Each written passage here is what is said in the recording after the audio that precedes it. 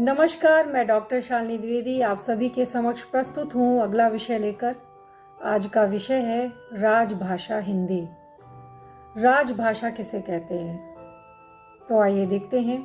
राजभाषा राजभाषा का अर्थ है संविधान द्वारा स्वीकृत सरकारी कामकाज की भाषा। किसी देश का सरकारी कामकाज जिस भाषा में करने का कोई निर्देश संविधान के प्रावधानों द्वारा दिया जाता है, वह उस देश की राजभाषा कही जाती है। भारत के संविधान में हिंदी भाषा को राजभाषा का दर्जा दिया गया है, किंतु साथ ही यह भी प्रावधान किया गया है कि अंग्रेजी भाषा में भी केंद्र सरकार अपना कामकाज तब तक कर सकती है जब तक हिंदी पूरी तरह राजभाषा के रूप में स्वीकार्य नहीं हो जाती।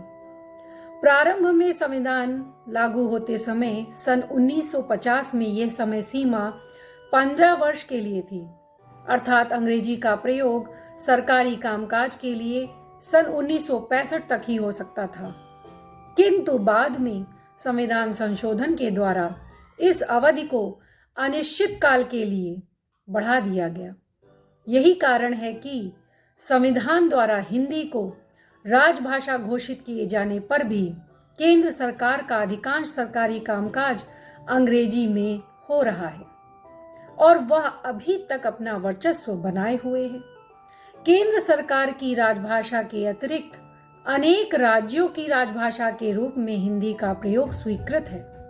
जिन राज्यों की राजभाषा हिंदी स्वीकृत है वे हैं उत्तर प्रदेश, हिमाचल प्रदेश, दिल्ली, हरियाणा, मध्य प्रदेश, राजस्थान, बिहार, झारखंड, छत्तीसगढ़ एवं उत्तरांचल। इन राज्यों के अलावा अन्य राज्यों ने अपनी प्रादेशिक भाषा को राजभाषा का दर्जा दिया है, यथा पंजाब की राजभाषा पंजाबी, बंगाल की राजभाषा बंगला, आंध्र प्रदेश की राजभाषा तेलुगु तथा कर्नाटक की राजभाषा कन्नड़ है। इन प्रांतों में भी सरकारी कामकाज प्रांतीय भाषा में होने के साथ साथ अंग्रेजी में हो रहा है। निष्कर्ष ये है कि अंग्रेजी संविधान द्वारा भले ही किसी राज्य की राजभाषा स्वीकृत न की गई हो, किंतु व्यावहारिक रूप में उसका प्रयोग एक बहुत बड़े सरकारी कर्मचारी वर्ग द्वारा सरकारी कामकाज के लिए किया जा रहा है।